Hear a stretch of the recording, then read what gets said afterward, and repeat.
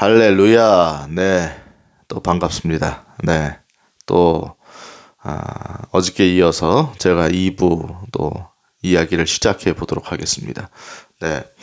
근데 이제 얘기에 앞서서 어떤 분이 이제 댓글을 다셨는데, 이사야 34장 이야기죠. 그러니까, 성경의 짝에 관한 이야기를 이제 댓글 다셨는데, 제가 요거를 좀 얘기하고 넘어가는 게 좋을 것 같아서 한번 보겠습니다.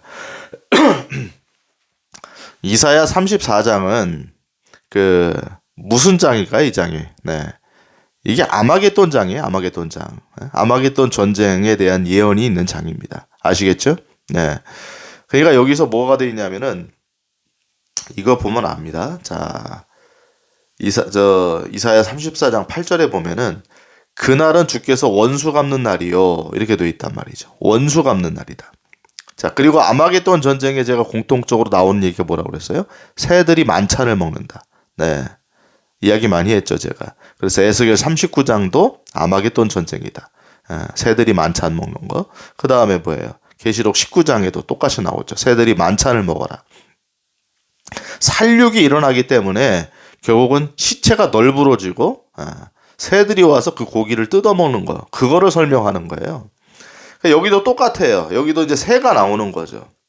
새가 나오고 뭐 쭉 이제 날아보면 뭐 짐승에 관한 얘기도 나오고 그렇죠? 예. 근데 15절이 이제 우리가 15절 16절이 이제 우리가 알고 있는 그 문제 구절인데 뭐라고 돼 있어요? 큰 올빼미가 거기서 자기 둥지를 틀고 알을 낳아서 자기 그늘 아래로 모으며 대머리 독수리들도 각각 자기 짝과 함께 모이리라 라고 돼 있단 말이죠. 자기 짝과 함께 모이리라. 자, 새들 얘기하는 거, 올빼미, 그죠? 둥지를 낳고, 대머리 독수리. 자, 대머리 독수리를 얘기하는 거예요. 자기 짝과 함께 모인다. 자, 여기서 짝은, 그래서 누구를 얘기하는 겁니까? 결론적으로는. 대머리 독수리를 얘기하는 대머리 독수리. 새를 얘기한다 이거죠. 그 뒷절, 16절이 다른 걸 받을 여지가 있겠습니까? 너희는 주의 책에서 찾아 읽어보라. 이걸 가지고 이제 얘기하니까 이제 주의 책 하면 우리는 또 성경책이라고, 성경책. 네. 개념이 여러분 다르죠. 지금 우리는 성경 66권을 보고 있는 거고, 당시에는, 이제 이 일종의 이제 쪽 선지서, 모세오경, 토라, 뭐 이런 것들, 부분적으로 나와 있는 두루마기, 양피지에 뭐 적어가지고 하는 이런 것들, 얘기하는 거죠. 그런 책에서, 이런 부분을 얘기한다 이렇게 보는 건데 이것들 중에 하나도 빠진 것이 없고 이것들 중에라고 돼 있잖아요. 이것들 중에. 그죠? 이것들 중에 these라고 봤잖아요. 그러니까 뭐예요? 대머리 독수리, 올빼미 이거를 얘기하는 거예요. 이거를. 이것들 중에 하나도 빠진 것이 없고 자기 짝이 없는 것이 없다. 새들이 결국은 자기 짝이 없는 게 없다 이거죠. 빠져 있는 게 없다 이거. 홀로 서 있는 새는 없다. 이는 내 입이 그것을 명령하였고 그의 영이 그것들을 모았기 때문이다 이렇게 되어 있는데 여기서 뒤에 보면은 내 입이 그것을 명령했다. 하나님께서 어쨌든 간에 그것들을 명령해서 짝을 짓게 만들었고 또 그의 영이 그것들을 모았기 때문이다. 요 부분도 사실은 논란이 있어요. 왜냐하면은 여기서 이제 his spirit이니까 하나님의 영으로 볼 수도 있는 부분이 있어요. 어떤 면에서는 하나님의 영. 근데 또 뭐냐면은 여기서 또 짐승도 이제 성경에서는 우리가 흔히 알기로는 뭐냐면 짐승은 soul, 짐승은 혼만 있다라고 하는데 영어 성경, 이 킹제임스 성경에는 짐승도 soul이라고 표현된 부분도 있고 또 spirit이라고 돼 있는 부분이 있다고. spirit. 네. 그러니까 이제 이것을 이제 두 가지로 해석할 여지가 있는 거예요. 그의 영이 그것들을 모았기 때문이다. 그러니까 하나님께서 모았기 때문이다 이렇게 말할 수도 있지만은 짐승의 영이 결국은 짝을 모으게 했다 이렇게 볼 수도 있는 여지가 있습니다. 여기서 보면은. 네. 근데 앞뒤 문맥을 보면은 이거는 뭐에 관한 얘기라 이겁니까? 이 짝이 빠진 것이 없다는 게 미리 15절이 나왔잖아요. 그죠? 자기 짝과 함께 모이리라 그러니까 이 뒷구절은 다 뭐라고 돼 있는 거예요. 다. 성경의 짝을 얘기하는 게 아닌 거예요. 성경의 짝을 얘기하는 게 아니다. 아시겠죠? 네. 새들의 짝을 얘기하는 거, 새들의 짝. 이렇게 볼 여지가 많은 구절이죠. 문맥적으로 봤을 때 거의 그렇다고 저는 봅니다. 예. 그러니까 이걸 가지고 이제 성경의 짝을 얘기한다라고 해석하면은 오히려 더 희박한 어떤 근거의 해석을 하게 되는 거예요. 제가 어저께 이제 그 얘기를 잠깐 했더니 이제 댓글이 달렸죠. 그러니까 이거는 새에 관한 얘기다. 새의 짝에 관한 얘기고 아마겟돈 전쟁에 관한 얘기니까 새들에 관한 얘기인 거예요. 이해되셨나요? 네. 자, 그러니까 요거를 정확하게 알고 가시면은 여러분 성경이 이제 뭐 짝으로 돼 있다 이런 얘기를 이제 하는데 어떤 증거가 희박할 수가 있다는 거죠. 그러니까 그 넓은 의미에서는 짝이 있는 건 맞죠. 짝이 있는데 그 짝을 자꾸 맞추려고 하는 게 맞지 않아요. 어저께 제가 얘기한 걸 다시 돌아가 보면은 성경은 정확하게 그걸 얘기하고 있다는 거죠. 구약의 예언을 정확하게 얘기하고 있고 신약 성경은 그거를 설명해 주고 있고, 그죠? 네. 그러니까 구약만 들어놓고 보면은 우리는 구약 성경을 이해한다 못한다? 모르죠. 네, 모르죠. 그러니까 제가 얘기했죠. 창세기 49장에도 모세오경이잖아요. 예수님 태어나기 전에 한 1500년 전에 쓰여진 모세오경. 네, 여기에도 야곱이 미래에 자기 12지파, 12아들에게 예언한 부분 얘기했잖아요. 거기서 이제 유다는 너는 사자 새끼로다. 그렇게 되어 있잖아요. 그죠? 그 의복을 포도즙에 빨며 이런 게 나오잖아요. 실로가 오실 때까지 홀이 그거 떠나지 아니할 것이다. 이렇게 나오거든요. 네. 그러니까 당시에 야곱이 이스라엘이 결국은 그 예언을 알았느냐? 당연히 몰랐죠. 미래에 있을 일이고 1500년 그러니까 지금 사실은 모세가 썼을 시점이 1500년이고 이 야곱이 이제 활동하던 시대는요. 약 BC 2000년경이에요. BC 2000년경. 500년 앞선 얘기죠. 야곱 이야기는 그쯤입니다. 그러니까 약 2000년 전 예수님이 이 땅에 태어나기 전에 2000년 전에 야곱의 입을 통해서 하나님이 예언을 주신 거. 그죠? 그리고 모세가 그것을 기록한 거죠.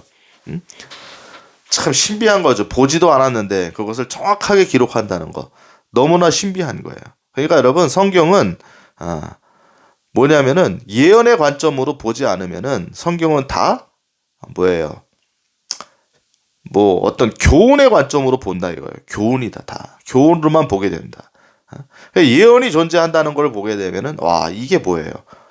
어떻게 2000년 전에 예수님에 관해서 지금 사실은 유다는 너는 사자 새끼로다. 그래서 유다 지파를 통해서 예수님이 오실 걸 예언했잖아요. 그러니까 요거까지 보면은 초림을 얘기한 거니까 야곱이란 사람이 BC 2000년경 사람이고 모세오경이 BC 1500년 전에 기록이 됐으니까 근데 야곱의 관점으로 얘기를 한 거니까 BC 2000년 예수님 태어나기 전에 2000년 전 그죠? 예. 근데 그때가 초림을 얘기한 부분인 거예요. 이거 유다는 사자 새끼로다. 물론 재림의 계시록에도 나오죠. 유다의 사자가 그 봉인을 떼시리라. 인을 떼시리라. 사자께서 이기셨으므로 봉인을 떼시리라. 근데 사실은 보면은 그 의복을 포도즙에 빨며 포도즙 틀에 빨며 그렇죠? 홀이 실로가 오실 때까지 홀이 떠나지 아니할 거다. 이거는 뭐예요? 예수님의 재림을 얘기하는 거니까. 지금 흘러갔잖아요. 지금 2025년 그러니까 약 4000년의 기간을 넘어서 아직도 이제 성취되지 않은 이야기를 예언하고 있는 거예요. 이게 창세기 49장 얘기가 엄청나게 오묘하고도 신비하죠. 예언의 어떤 갭이 엄청 크죠. 네. 그러니까 당시에 야곱도 이게 뭔 얘기하는지를 자기를 몰랐어요. 그죠? 그러니까 구약에 살았던 사람들 다윗도 사실은 예수님에 관해서 예언했죠. 주에 관해서 예언했다고요. 주가 내 좌우 옆에 계신 주님. 그래서 나중에 제가 늘 인용하는 거지만은 다윗이 나에 관해서 얘기했다. 나에 관해서. 다윗이 나보다 앞선 자인데 결국은 나를 주라고 불렀다. 이 얘기 하니까 이제 서기관들과 바리새인들이 이제 이게 뭔 얘기 하냐 제가 그랬잖아요. 그죠? 모세가 나에 관해서 얘기했다. 그렇죠. 이사야서를 이제 선포하시면서 이제 예수님이 본격적인 사역을 회당에서 선포하시면서 시작했잖아요. 포로된 자에게 자유를, 눈먼 자에게 눈을 뜨게 함은 결국 이게 뭐라는 거예요? 나에 관해서 얘기한 거다. 나에 관해서. 아시겠습니까? 저는 이 부분이 나한테 다가왔을 때 성경에 충격을 받았다고. 충격을. 네. 성경이 이렇게 돼 있던 거구나. 그냥 구약은 구약대로 어떤 스토리를 진행한 게 아니라 완전히 구약은 다 예수님에 관한 예언이구나. 저는 이걸 알게 된 거예요. 그러니까 자재구리하게 거기서 뭐 어떤 뭐 아브라함의 일생이 나오고 어떤 일이 일어나고 막 그러잖아요. 예. 그러니까 아브라함도 보세요. 멜기세덱 만났죠. 멜기세덱을. 네.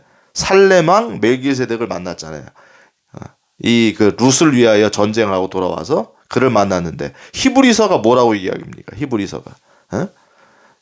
멜기세덱을 뭐라고 해? 결론은 뭐냐면은 그는 시작도 없고 끝도 없는 사람이다.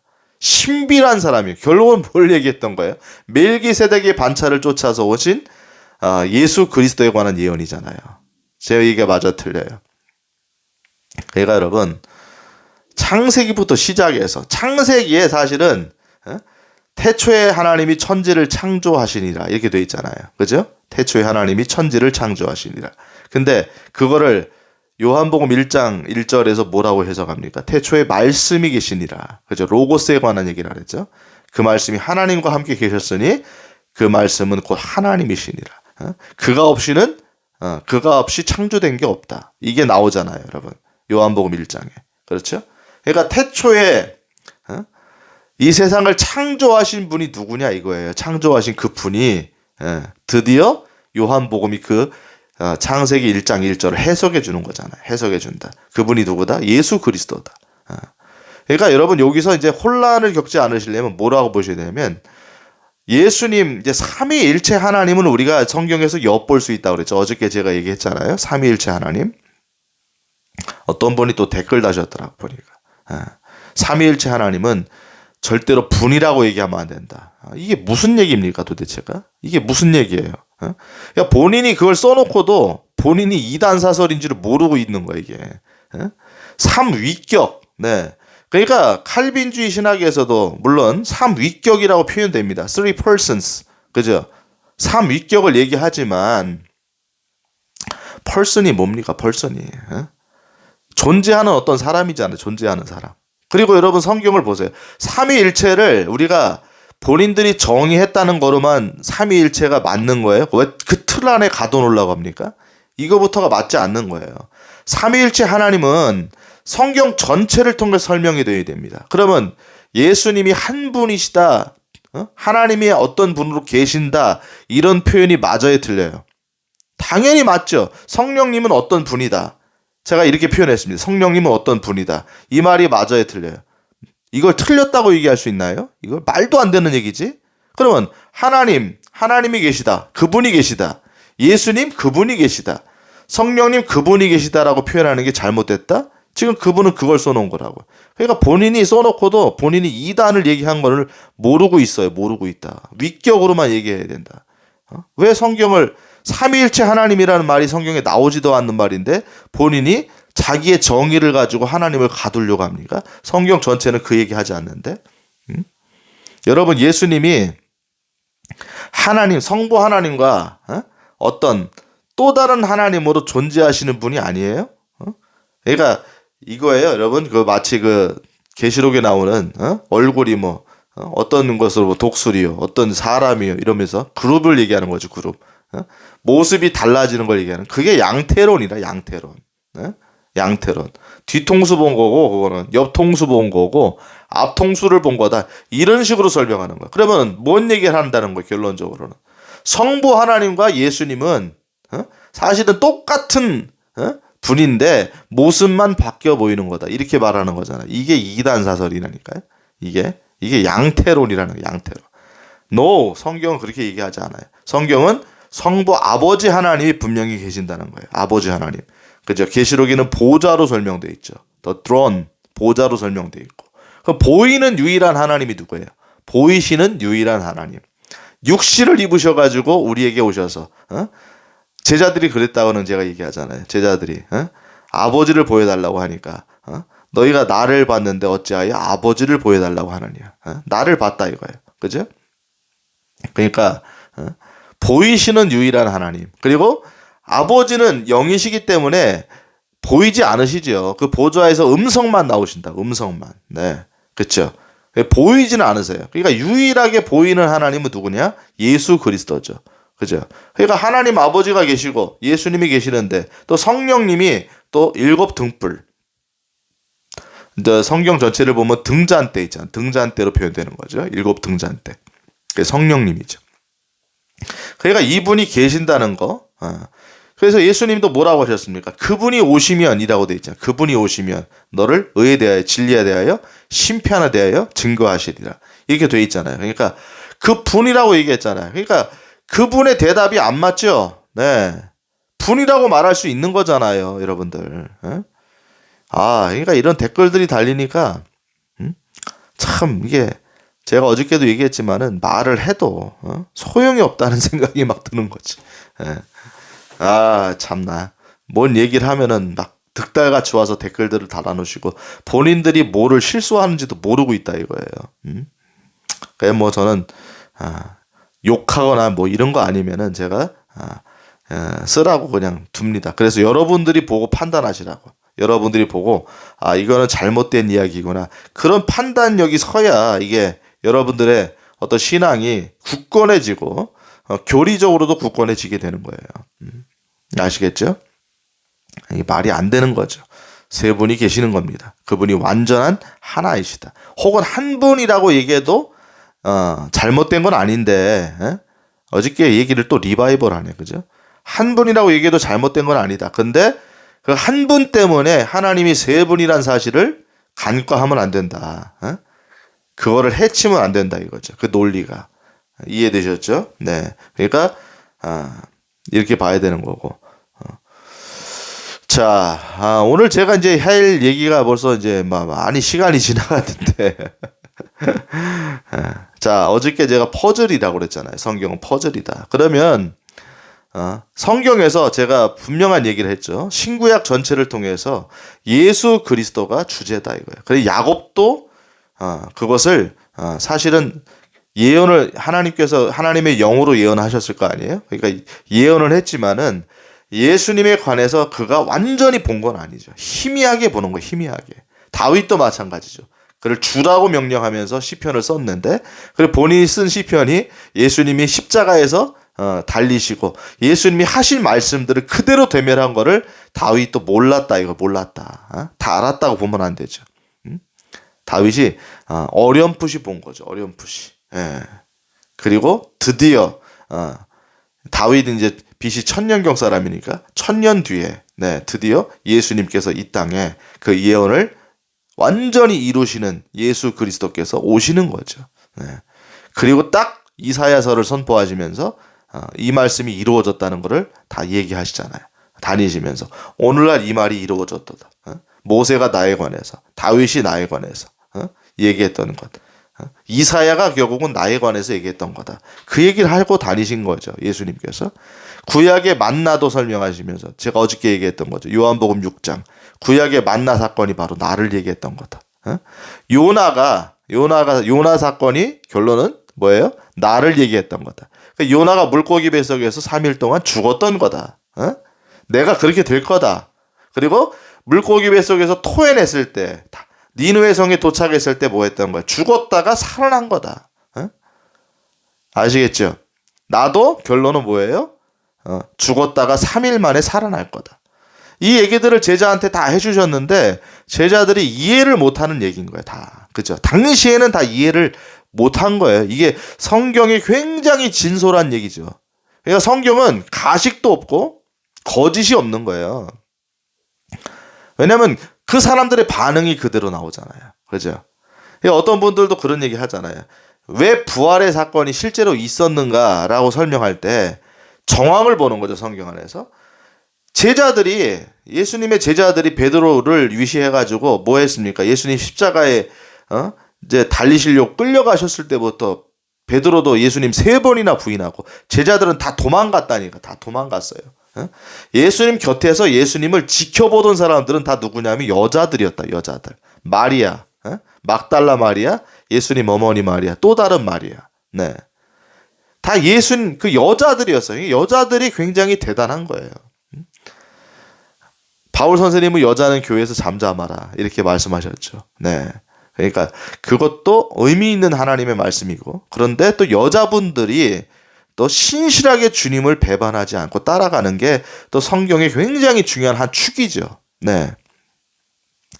그러니까 참 대단했던 것 같아요. 남자들은 다 도망간 거죠. 여자들은 예수님 곁을 지켰어요. 그래서 막달라 마리아가 제일 먼저 부활하신 날 가가지고 예수님을 만나게 되는 거죠. 네. 동산직인 줄 알고. 마리아야. 참. 이 얘기만 나오면은 참 마음이 뭉클해집니다. 마리아야. 참. 예수님 만났을 때, 자기 이름을 불러줬을 때, 마리아가 얼마나, 라본이요. 알아본 거죠. 여러분, 예수님은 참 이런 분이십니다. 이런 분이세요. 참, 우리를 다 알아보신다니까. 다 알아보세요. 다 알아보세요. 저는 마리아가 정말 얼마나, 그래서 마리아가 뭐 했습니까, 여러분? 향유 옥합을 깨트렸죠. 향유 옥합을 깨트려가지고 예수님의 장례를 예비했다고 그랬잖아요. 장례를. 그게 예언이에요, 예언. 향유 옥합 사건이 아니라 향유 옥합을 깨트렸다. 좋은 걸 주님께 드렸다. 이걸로 딱 해석하는 분이 있어요. 이렇게. 물론 그거 뭐 틀린 건 아니지만 거기에 메인 이제 아이디어가 뭡니까? 메인 주제가 뭐예요? 예수님의 장례를 예언한 거예요. 예수님의 장례를 예비했다. 그 장례를 예비한 거죠. 그러니까 다른 제자들은 다 예수님의 말씀을 허투루 들었다. 허투루. 근데 마리아는 뭐예요? 예수님이 돌아가실 것을 예수님 말씀을 통해서 믿은 거라고. 믿은 거예요. 예수님이 돌아가실 거구나. 그래서 가장 귀한 걸 사다가 예수님의 그 발 앞에 붓고 자기 머리털로 예수님을 그 향유를 닦은 거라고, 마리아가. 마리아는 그래서 위대한 겁니다. 그래서 마리아가 예수님 부활하신다는 그 3일째 되는 날 제일 먼저 새벽에 뛰어간 거예요, 마리아가. 왜? 예수님 말씀을 믿었다는 거잖아요. 지금 예수님 말씀 믿었다. 자, 여러분들, 제가 늘 얘기하는 거죠. 여러분들이 신앙생활 하면서 뭐가 제일 중요하냐 이거예요. 뭐가 제일 중요하냐. 뭐 능력이 나타나냐 안 나타나냐. 여러분에게 질문해 봅니다. 제가. 예레미야가 여러분 능력이 나타났습니까? 예레미야가 하늘에서 불을 내렸습니까? 그럴 때가 있지요. 엘리야 같은 선지자가 하늘에서 불을 내렸을 때 그거는 그 사건에 예표가 있어요. 예표가 있다고. 근데 예레미야 같은 선지자, 이사야 같은 선지자, 만약에 이사야 선지자가 능력이 출중해가지고 여러분 사람들이 검접을 못하거나 그랬으면 이사야 선지자가 어떻게 토백혀 죽었겠습니까? 사람들한테 비난당하면서. 선지서들 중에 제일 그 분량이 많은 선지서를 기록한 이사야 선지자, 토백혀 죽었다 그러잖아요. 전승에 가면. 말이 안 되죠. 그럼 예레미야가 왜 능력으로 해가지고 다 물리치고 하나님께서 역사하셔가지고 예레미야를 근접도 못하게 하나님 보호하셔야 되는데 왜 예레미야가 돌에 맞아 죽었습니까? 이집트에서. 네? 말이 안 되죠. 제가 늘 얘기하잖아요. 예수님이 왜 십자가에 달리셨냐고. 예수님이 능력이 부족해서 십자가에 달리셨나요? 12영이나 되는 천사들을 내가 동원을 못 해가지고 이러는 줄 아냐. 그죠? 여러분, 성경을 잘 보셔야 됩니다. 우리가 성경 보면서 능력 위주로 찾아내는 거는 여러분 성경을 왜곡시키는 거예요. 왜곡시키는 거. 아시겠어요? 본질이 아니라고. 그러니까 초대교회 때, 사도시대 때 제가 얘기하잖아요. 사도는 12사도밖에 없는 거예요.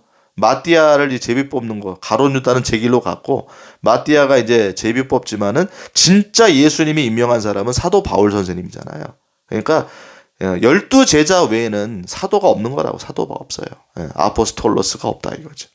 그러니까 지금 나와서 신사도라고 말하면서 그때가 재현돼야 된다는 성경을 모르는 깡통들인 거, 깡통.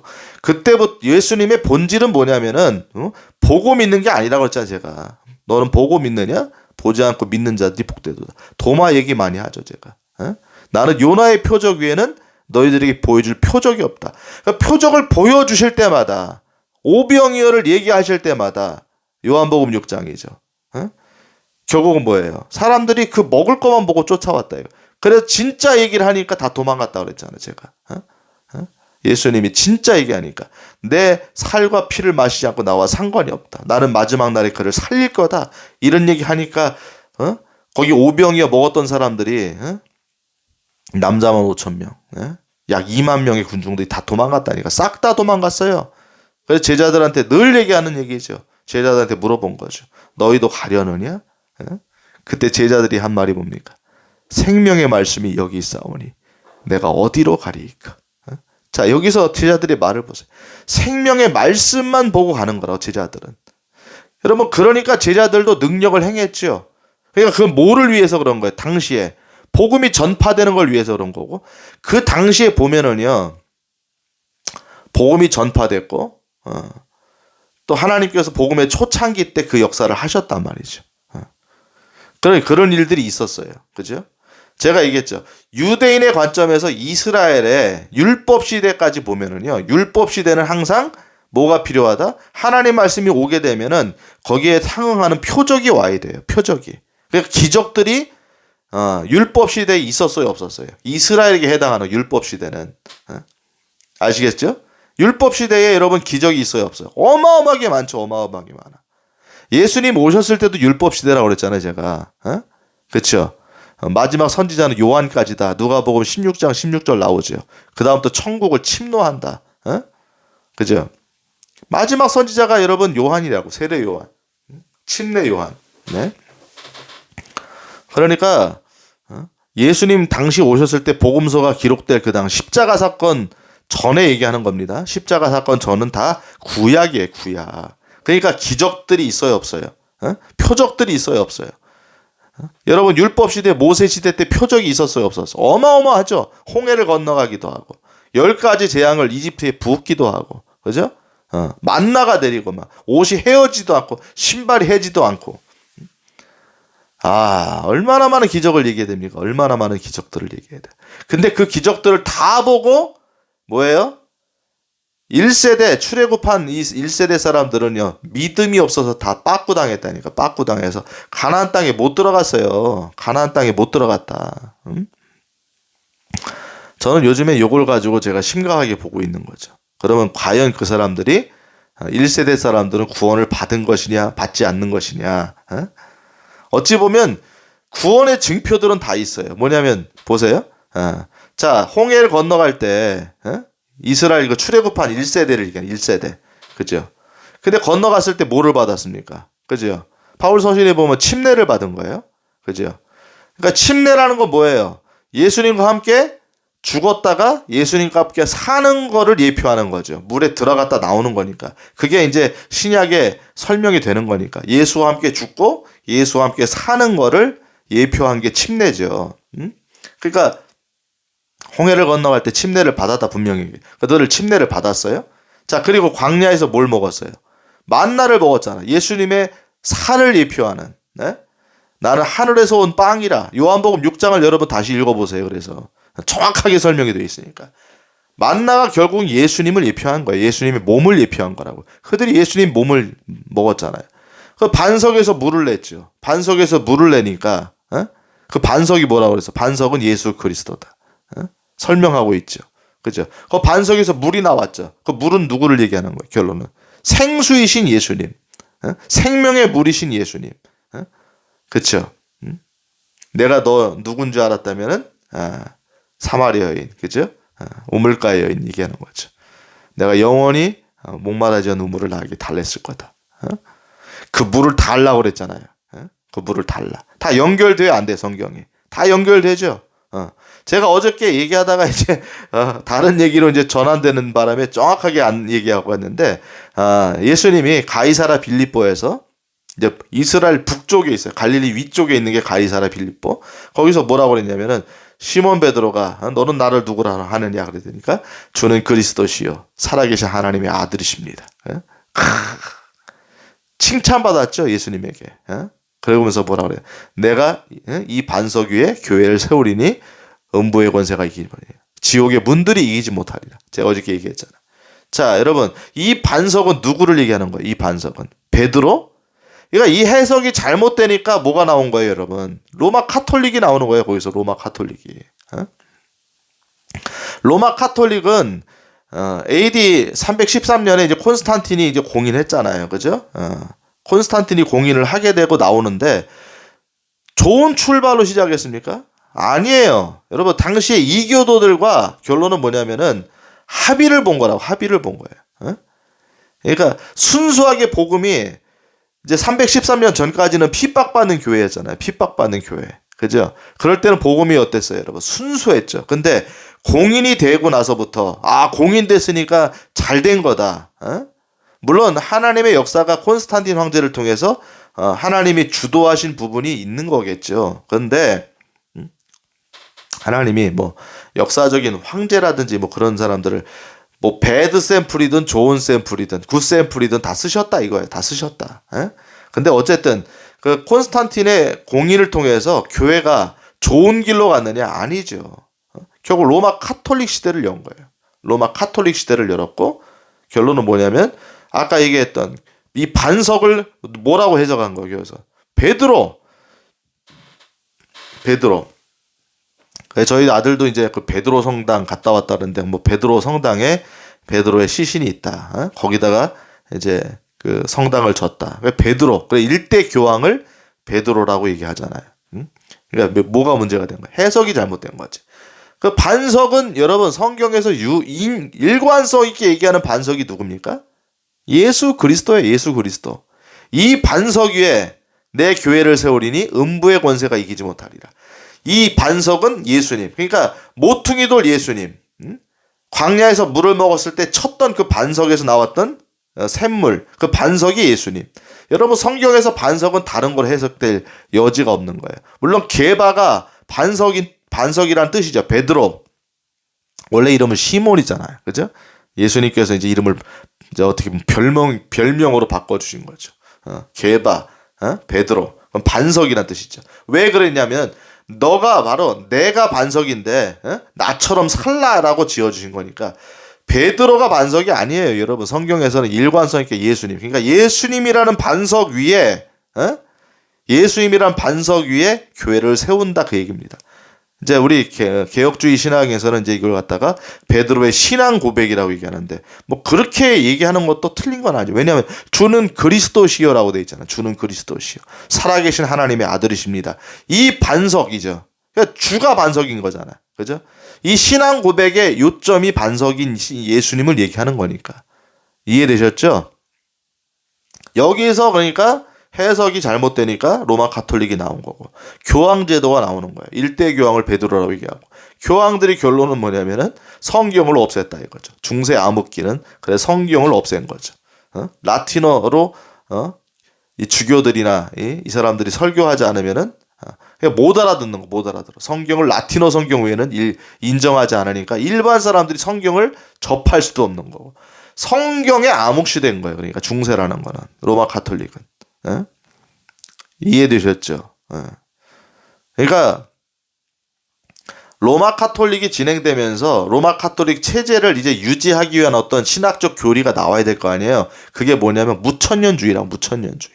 왜? 교황이 통치하는 이 땅에서 교황이란 사람이 실제하잖아요. 실제. 교황이 뭐를 통치합니까 지금? 교회를 통치하잖아요. 그러니까 교황이라고 그러죠. 교황. 교회의 황제인 거죠. 황제. 카노사의 굴욕. 그래서 옛날에 황제가 결론은 뭐냐면 교황한테 굴욕을 당한 거잖아요. 그죠?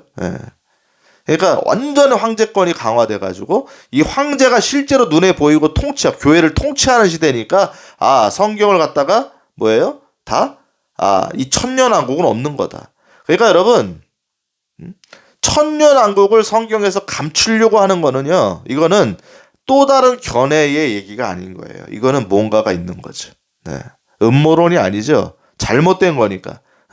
그러니까 여러분 합동 측도 마찬가지잖아요. 개혁주의 신학을 표방하죠. 그러면은 개혁주의는 뭘 얘기하는 겁니까? 성경대로 가야 되는 거. 성경대로 가지 않을 때 언제든지 개혁하는 거예요. 리폼도 해야 되는 겁니까? 해야 되는 거 아니에요. 그죠?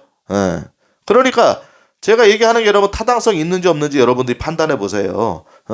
천년왕국이란 굉장히 중요한 개념. 하나님의 왕국이 이 땅에 이루어진다는 게 주기도문에도 나오고 다 나오는데 그거를 감춘다고 하는 거는 도대체 뭐 하는 겁니까? 이걸 감추려고 하는 거는 도대체 어떤 의도가 있는 거예요? 야, 이거는 음모론이 아니죠. 엄청난 의도가 있는 거라고 여러분. 하나님 말씀을 다 보지 못하게 눈을 가려버리는 거라고. 그러니까 로마 카톨릭이 황제가 통치하는 교회 시대 이걸 갖다 무천년으로 얘기해가지고 결국은 콘스탄틴이 아니라 어거스틴을 통해 가지고 무천년의 어떤 신학이 정립이 되고, 그래서 이제 어거스틴이 여러분 잘한 것도 많아요. 뭐 펠라기아누스 같은 경우도 동시대 사람인데 이제 그가 이제 인간의 의지로 구원받을 수 있다라는 부분을 강조하니까 어거스틴이 그걸 이대한 정죄했죠. 네, 그러니까 오직 은혜로 받는다는 관점이라든지 어떤 이런 것들은 굉장히 틀을 잘 만들어 놨는데 어쨌든 어거스틴조차도 로마 카톨릭 체제를 만드는데 어떤 부분에서는 기여를 했다. 이 바운더리 안에 어거스틴이 있었다라고 봐야 되는 부분도 인정해야 된다는 거예요. 무조건 우리가 그 부분을 옹호하면 안 된다는 거죠. 아시겠죠? 네. 그러니까 저는 그래요. 칼빈도 뭐냐면은 우리가 그러잖아요. 칼빈의 신학이 굉장히 훌륭한 신학은 맞아요. 근데 뭐 정동수 목사님 또 얘기 나오시면은 칼빈이 이제 제네바 시장할 때 많은 사람을 죽였다 이거죠. 화형도 시키고 막 그 얘기가 나오죠. 그러니까 칼빈은 당시에 어떤 게 있었냐면은 로마 카톨릭에서 나왔잖아요. 종교 개혁자로 나왔잖아요. 근데 당시에 로마 카톨릭이 이제 결국은 뭐냐면은 종교 개혁자들을 죽이려고 했죠. 이 종교 개혁이 실패하면 화형당하는 거. 근데 다행히 이제 하나님께서 어떤 시대적인 역사를 하심으로 결론은 종교 개혁자들의 세력들이 커지게 되고 로마 카톨릭도 거기에 이제 무너지게 되는 거죠.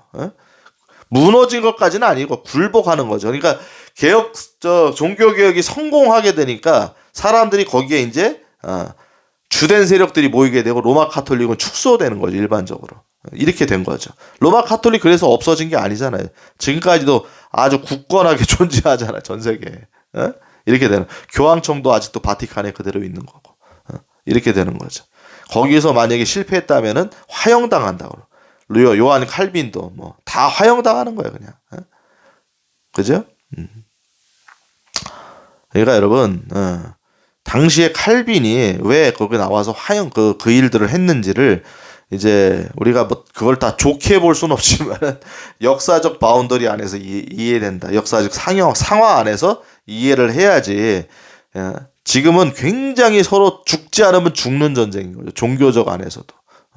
물론 거기서 뭐 좀 더 잘 했으면 좋겠다는데 그거는 역사에게 맡겨둬야 되는 거죠. 역사에게 맡겨둬야 돼.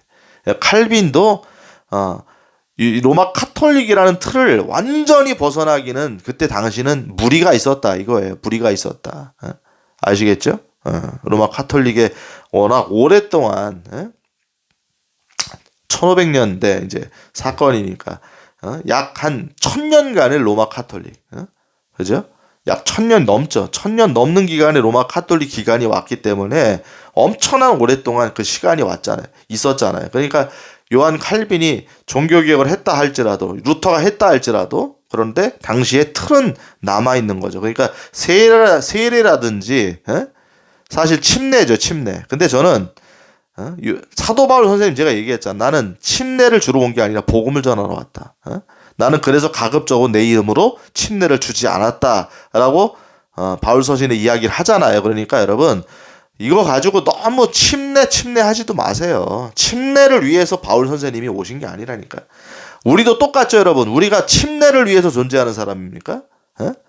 우리는 복음을 전하는 사람이에요. 복음을 전하는 사람. 아시겠죠? 어떤 분이 그 유튜브 보니까 영상이 나오더라고. 이제 거의 돌아가시기 직전에 이제 침례를 주려고 하니까 그분이 이제 침례를 간절히 원하셨겠죠. 그러니까 이제 병실에서 어떤 기계로다가 그분을 들어가지고 침례탕으로 옮기는 장면이 나오더라고요. 유튜브에. 그래서 침례탕에 들어가는 거죠. 저는 그럴 필요는 없다고 생각해요. 그냥 물을 가지고 와서 하면 되는 거예요. 침례도 우상이 되면 안 돼. 이게 바울 선생님의 신학이라니까요. 어? 여러분 성경이 말하는 거예요. 침례도 우상이 되면 안 돼요. 그렇다고 해서 세례라는 말이 맞는 건 아니란 얘기지. 어? 침례가 맞아요. 근데 이거 가지고 너무 싸우면은 우리가 성경의 본질에서 벗어나게 된다. 아시겠죠? 침례를 주러 오셨다고 바울이 얘기하지 않았다니까요. 나는 복음을 전하러 왔다.